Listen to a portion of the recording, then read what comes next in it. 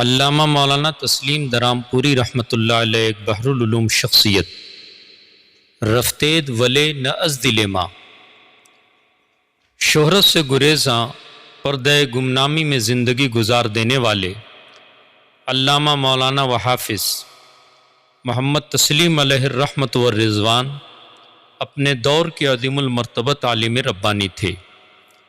آپ رحمۃ اللہ تعالی علیہ کی پیدائش صوبہ بہار کے مشہور ضلع گیا کے ایک چھوٹے سے گاؤں درامپور میں سن 1901 عیسوی میں ہوئی تھی۔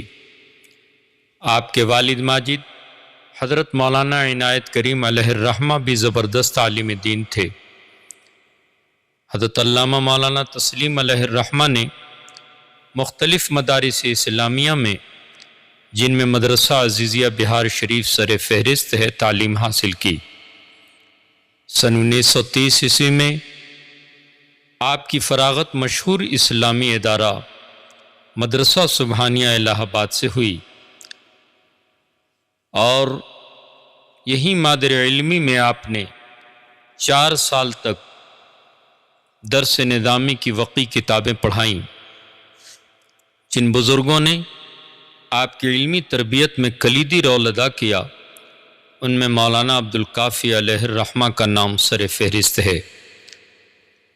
آپ علیہ الرحمہ کی علمی استعداد کا یہ عالم تھا کہ آپ 10 علوم شرعیہ پہ کافی دسترس رکھتے تھے، بالخصوص فن حدیث، اصول حدیث، فقہ، اصول فقہ، فن فرائض و میراث، منطق و فلسفہ اور علم کلام میں آپ کی نظیر دور دور تک نہیں تھی۔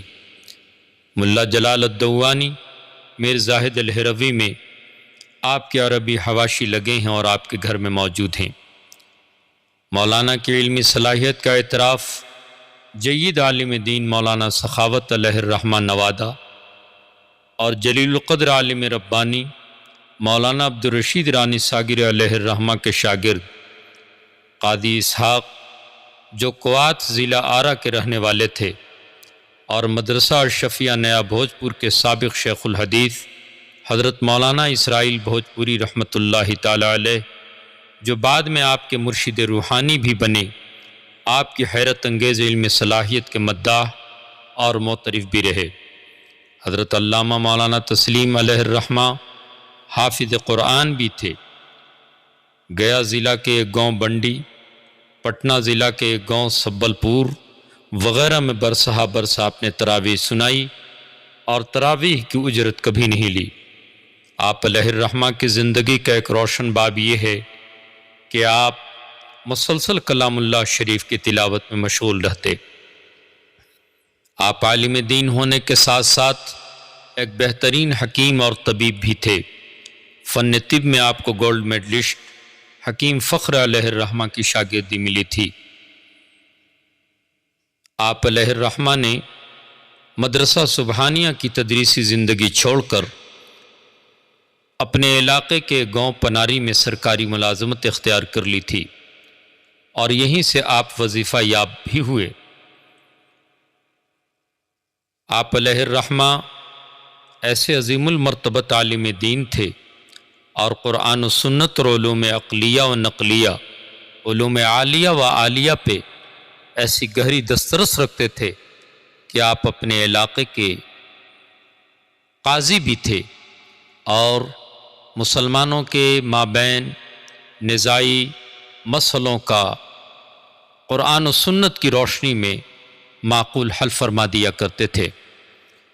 فن میراث میں آپ کی صلاحیت کا یہ عالم تھا کہ میراث کے 10 مسائل زبانی اس طرح حل کر دیا کرتے تھے کہ ہمارے شریعہ پٹنہ پھلواری شریف سے وہی جواب ملتا جو آپ علیہ الرحمہ جواب دیا کرتے۔ واضح ہو کہ آپ کے 2 صاحبزادے اور 2 صاحبزادیاں ہوئیں۔ بڑے صاحبزادے عالی جناب عبدالباقی صاحب مرحوم انگریزی اور فارسی زبان میں یہ دطولہ رکھتے تھے۔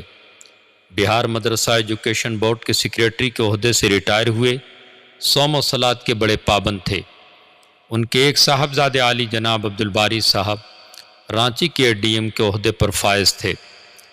آپ علیہ الرحمہ کے چھوٹے صاحبزادے، تکوین کے امام، امام الاولیاء، ہزاروں مریدوں کے شیخ حضرت حکیم مولانا محمد نسیم الدین صاحب دامت برکاتہم العالیہ ہیں اور بقید حیات ہیں۔ حضرت مولانا تسلیم علیہ الرحمہ کے بہت سے پوتے جید الاستعداد عالم دین ہیں اور ملک کے مختلف علاقوں میں دینی خدمات انجام دے رہے ہیں۔ حضرت علامہ مولانا تسلیم علیہ الرحمہ کی بہت ساری تصانیف بھی تھیں جو شائع نہ ہو سکیں، اگر وہ شائع ہو جاتی تو امت مسلمہ کے لیے ایک بڑا علمی ذخیرہ ثابت ہوتی۔ بہرکیف یہ تھا مختصر خاکہ مولانا تسلیم علیہ الرحمہ کی زندگی کا۔ ایسے عالم